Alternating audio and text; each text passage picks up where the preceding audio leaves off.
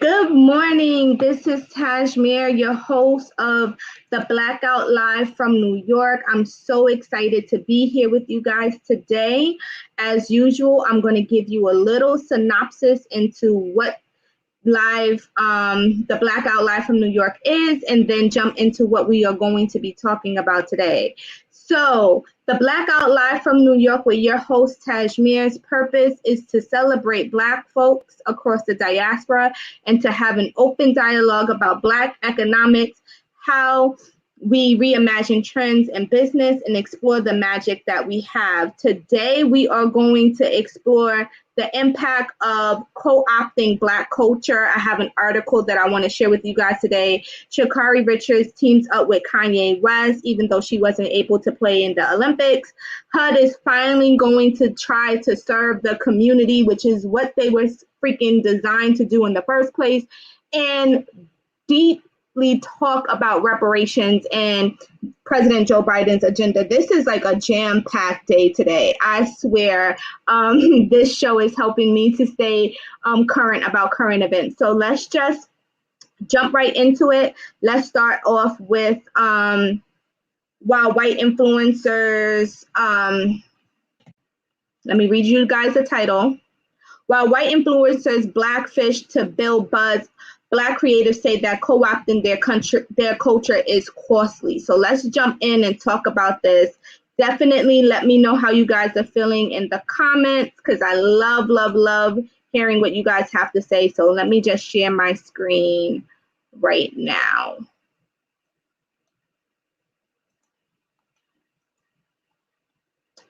Okay, here we go.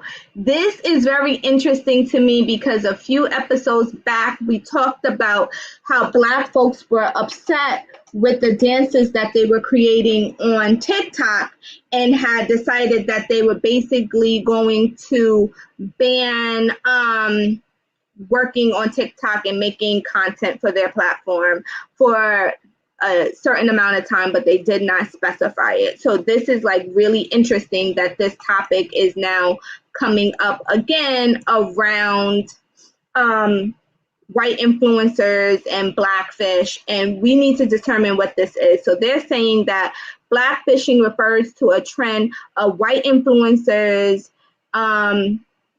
basically kind of like impersonating the Black culture, or they are really biracial people online that are trying to use like their one drop of Blackness count for being completely Black.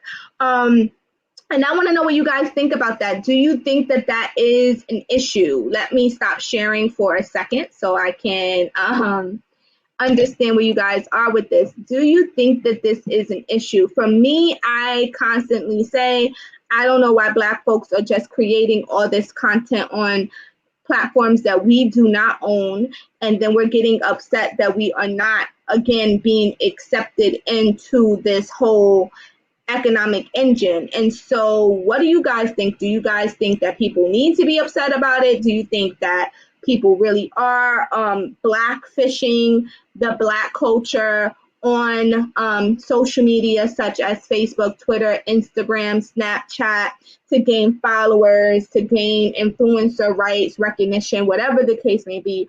What are your thoughts? Definitely let me know. I'm interested in learning more, also learning more about opposing views. Again, the article that I am quoting here or sourcing here is entitled "While White Influencers Blackfish to Build Buzz, Black Creatives Say Co-opting Their Culture is Costly." What do you think about it? Definitely let me know. I want to jump into another thing that I'm really excited to explore with you guys today, which is Sha'Carri Richardson's decision to do an ad with Kanye West, right? I hope you guys can see my screen right here. After missing Olympics, Sha'Carri Richardson teams up with Kanye West for a new ad. What do you guys think about this? Do you think that this is like worth the wait? Let's play the ad. Let's look at it and see. Hopefully you guys will be able to hear what I'm hearing.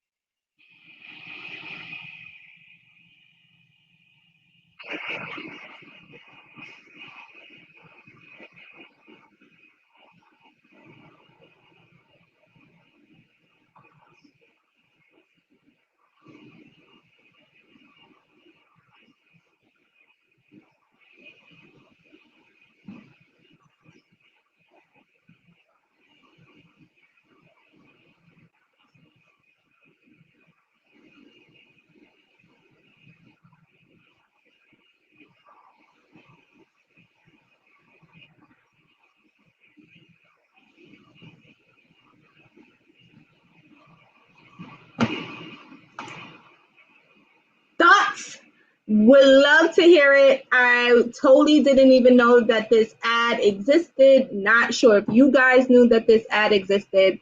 I definitely love it. I definitely love the fact that Black men are like having the backs of Black women and figuring out how to make something happen.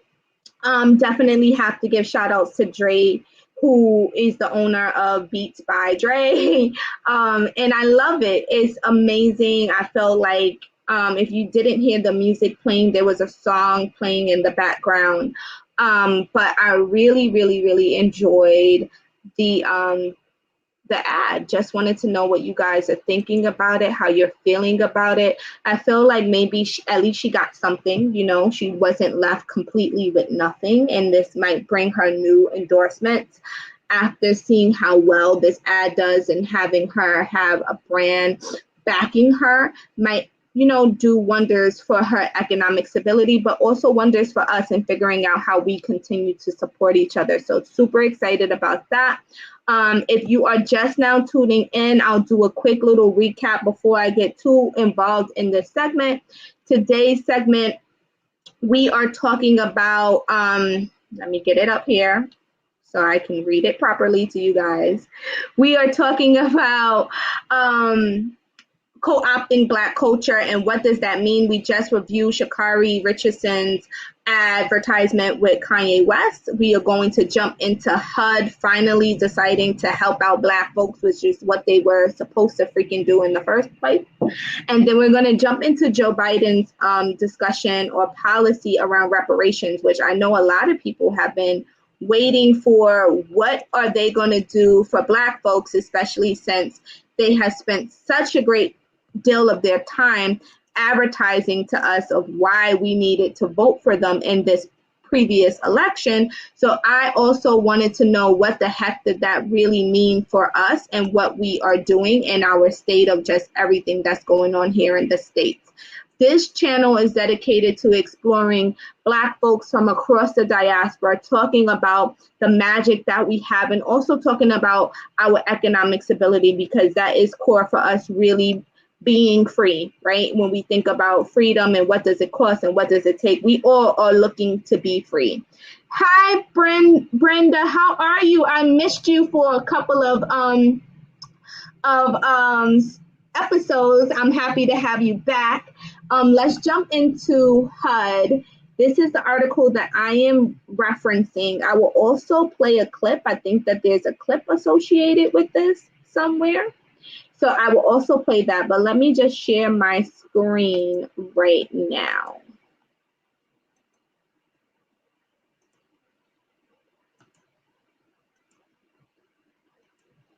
So hopefully you can see my screen. Here we go. Housing is infrastructure, and our housing advisor that has been appointed by Joe Biden is now saying that she is dedicated to having a vision of HUD that serves the people, right? And so I'm really interested in just hearing more or learning more about what this is. As you guys can see, people are still advertising the vaccines and things like that. But I thought that there was a video associated with this. Here we go. Let's look at it. We have to skip past this ad, which is going to leave us in a few seconds.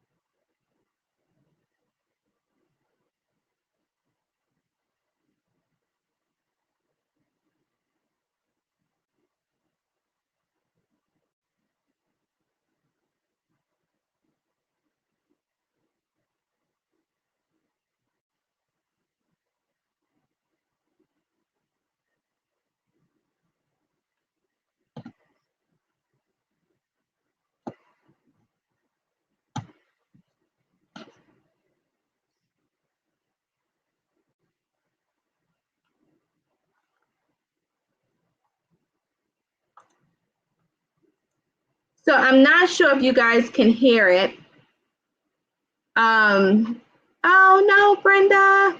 I'm not sure if you guys can hear what he was saying, but I will just recap it. He basically was saying that he wanted to stand on his slogan for his entire campaign, which is building back better, and that also involves infrastructure. And the infrastructure that he is speaking of is HUD. And so folks are not familiar with HUD. HUD is think of it as like a housing department, and there's different housing complexes or projects that they own and that they manage, right? And these are usually for low income individuals, which we can just have a whole debate around what low income is. In America, it means a lot of things, right? But in the past, it has been affiliated with Black folks, right? So they say like Black folks live in the projects, and because they live in the projects and in these housing infrastructures that are controlled by the government, right? They live in subpar conditions where they basically might have, infestation of rodents or mice, and their elevators and everything look like prisons, and it's just not very kept. Yes, I'm so happy, Brenda, you have your internet back now. Definitely let me know what you're thinking about what I'm sharing right now, because I would love your opinion about it. And so now, after all of these decades of not investing in HUD and these housing complexes where Black folks live, now they are deciding that they want to reinvest some of their funds into it in order to make it inhabitable, one, but also in order to make it almost like an even playing field for everyone. So I want to know what took them so long. Like, they already know that this was an issue. They have all of this these projects, these housing complexes across America. They already knew that they were run down, that they weren't managed correctly. And I feel like they weren't investing in it because Black folks live there. I mean, I don't know how else to put it, but those are just my personal feelings. I want to know what took them so long, and why should we be excited that they are doing something about it now? I think, if I'm going to put on my urban planning hat, I think that what is happening is that we are running out of spaces for people to live, right? And where these projects or complexes are usually in more desirable parts of different cities and neighborhoods. And I think that they want to turn them into more mixed use and mixed income kind of places. And in order to do that, they need to make it a little bit more appealing. I think also because of the neighborhoods that they sit in, there's other home buyers and different entities that might want to do business, because Black folks are a money making, we spend a lot of money on a lot of different amenities and things that we like to enjoy. And I think that they want to figure out how to tap into it in order to make it a little bit more safer and a little bit more nicer for people who want to partake in the neighborhood. I think that now they want to put money into these housing projects, and they're making it seem like they're doing us like a justice after so much injustice has happened across America, right? This isn't a city or rural or suburb kind of talk. This is like just blinking across America. They have stuck us in these places where they wanted us to be invisible, and now these invisible places are now very popular. Definitely want to hear what you guys feel about it. What are your thoughts about it? Do you feel like you have similar thoughts that I have? Do you have an opposing thought? Really want to engage with you guys about that as we move into this reparations conversation, which I feel like this is a conversation that has been happening forever and a million years. And for some people, they might feel like I'm exaggerating, but definitely since the Civil War, they have been trying to figure out what to do with Black folks, right?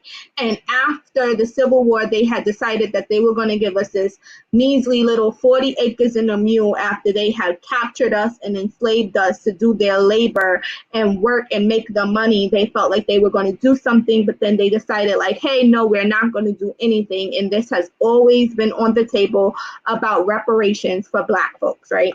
And so now Joe Biden's administration is saying that they have a bill to that is going to test racial justice. I am so interested to break this down with you guys. As usual, I like to share my resources, so I'm going to share my screen. I believe that there is a video clip here. If you guys can let me know in the comments if you can hear what I'm hearing. In any case, I will definitely summarize what they are saying so we can have some discussion about it. So just give me a second. Let me share my screen because I am so interested to just jump into this topic right here. So reparations bill tests Biden and Harris on racial justice. This is a bill that is being reintroduced. I don't know how many freaking times it has been reintroduced and we still can't get anywhere. But they are saying, according to this article, that President Joe Biden supports the idea behind the bill. Vice President Kamala Harris endorses it during her time in the Senate. So let's see what they are talking about and what is in it for us.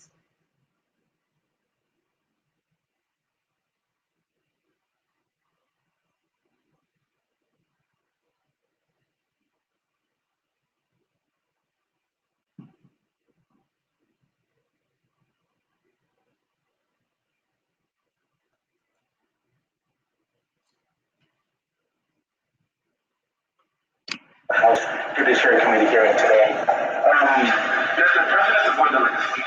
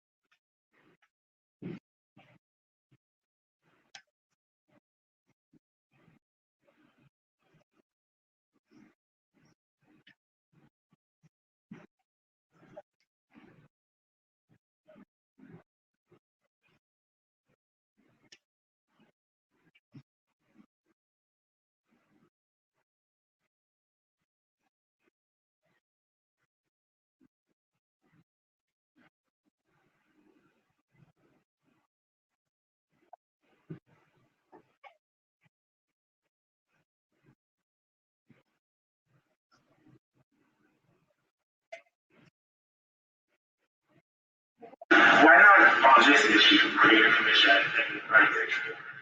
He actually signed a number of actions on racial equity and on his first day on his first meeting in office.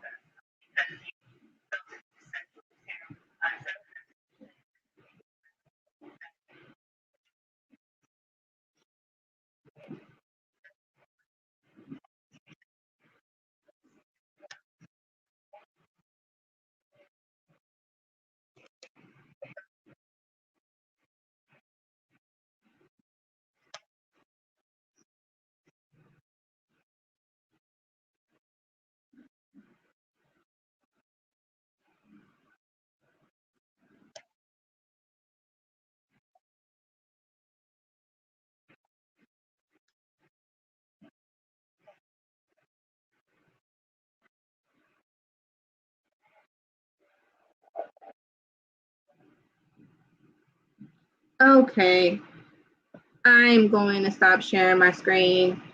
I hope that you guys heard what I heard. Okay, so let me just recap what you guys, let me recap what he was basically saying. Basically, what happened was they are not really trying to do anything for Black people. They have now turned the conversation over to racial equality. And so they are basically going to be doing a study on reparations. I have no idea why we need another study about reparations. I think it's pretty clear And I think it has been clear since we have been enslaved here that we need to have some reparations, that something has gone wrong. I don't know how many more studies need to take place, but they're basically saying that the president is willing to do a study.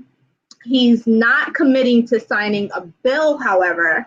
He is going to wait for it to go through the legislative process. And then someone else asked, well, he has signed other things into executive order. Why can't he sign this into an executive order?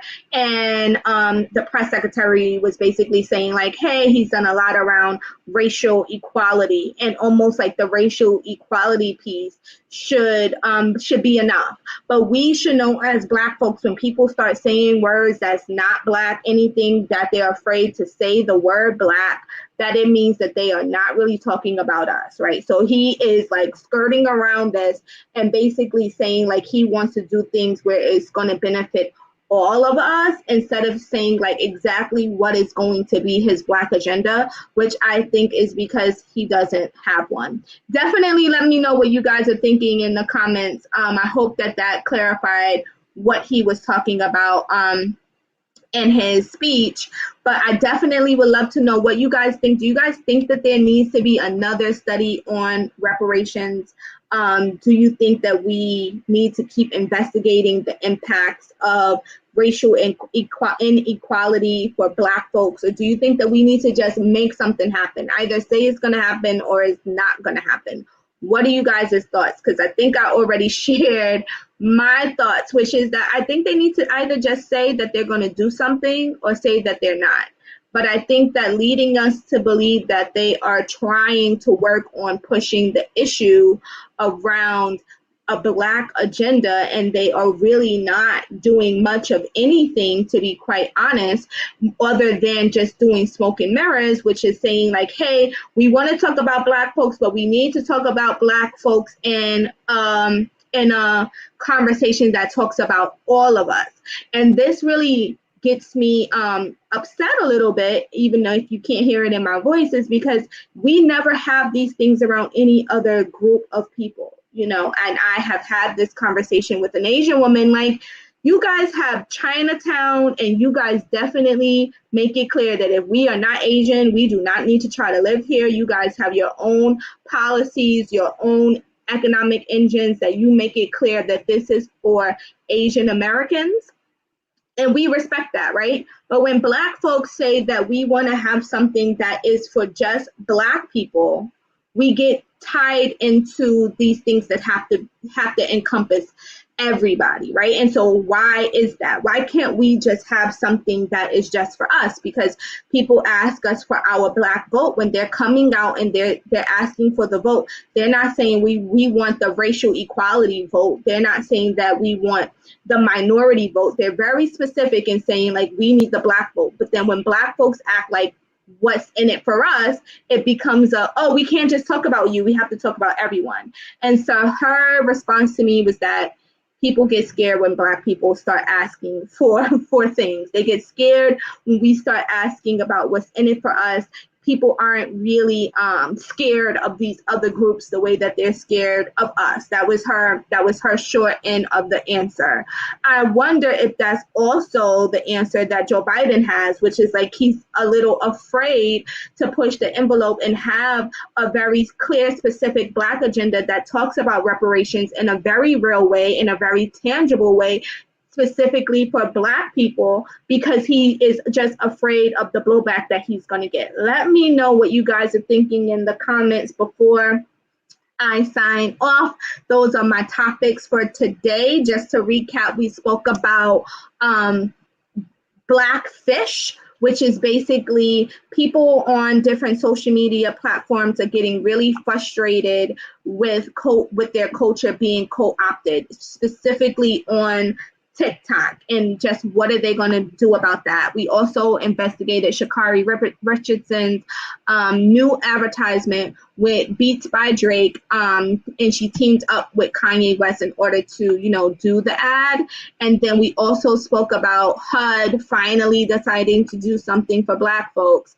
And then we went into Joe Biden's discussion, or lack thereof, around reparations and just what does it mean or what does it not mean, because I feel like it doesn't mean much of anything because we still don't have an answer around it. Those were our topics for today that we discussed. This is Tasemere coming to you live from New York with the Blackout, where we discuss the diaspora of Black folks across the world, and we also talk about our economic viability and sustainability or lack thereof, and what makes us magical, right? And so these were the topics that I chose to highlight today. Definitely leave some comments on this video. Would love to hear what you guys are thinking. More importantly, would love to know what other kind of topics that you guys would like us to investigate during this segment. I'm here every Saturday at 10 a.m. Definitely stay tuned. Have to definitely shout out Donnie Glover for allowing me to, partake in his broadcasting channel. This is Tasemere with the Blackout live from New York. Looking forward to connecting with you guys next week. Be safe, be well. Thanks.